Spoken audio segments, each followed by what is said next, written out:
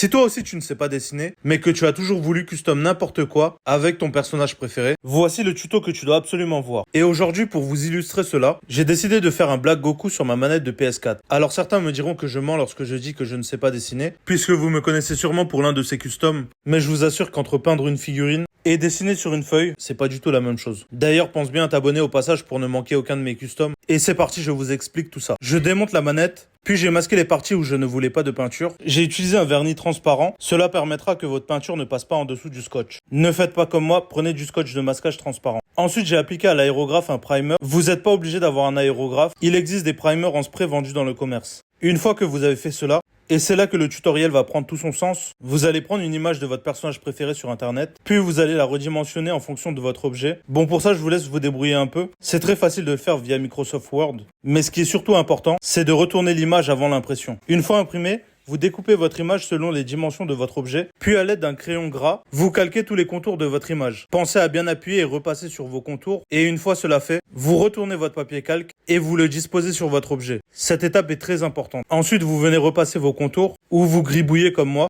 et puis comme par magie, vous avez votre esquisse sur votre objet qui n'attend plus qu'à être peint. Donc moi, je me suis un tout petit peu fail, puisque j'avais pas assez appuyé sur le calque. Du coup, j'ai dû gommer et répéter l'opération. J'ai aussi utilisé les mêmes peintures que j'utilise pour mes figurines et ça rendait pas bien. Du coup, j'ai ensuite corrigé la couleur de peau. C'est pour ça que je vous disais qu'entre peindre une figurine et dessiner, c'est pas du tout la même chose. Vous n'êtes pas obligé d'utiliser de la peinture. Vous pouvez aussi utiliser des Posca ou des feutres, mais là je m'y connais moins et je vous laisse vous renseigner. D'ailleurs, j'ai encore 2 autres manettes. Je vous laisse me dire en commentaire si vous voulez que je refasse un custom de manette et me dire le personnage que vous voudriez que je réalise. Pour les contours, j'ai utilisé un pinceau, mais vous pouvez très bien utiliser un liner. Enfin, je voulais avoir une galaxie tout autour de Black Goku. Donc là, pareil, vous pouvez utiliser des bombes de peinture et j'y ai ajouté des petites étoiles. Là, pareil, vous pouvez utiliser une brosse à dents, ça fait le taf. Je démasque tout et j'utilise un vernis protecteur dans un premier temps, puis un spray mat qui enlèvera toute la brillance de la figurine. Bon, je vous avoue que je trouvais pas le rendu foufou. Du coup, j'ai épaissi les contours de Black Goku et la différence est flagrante. Et puis, vous avez pu le constater, il n'y avait aucune bavure de peinture sous le scotch.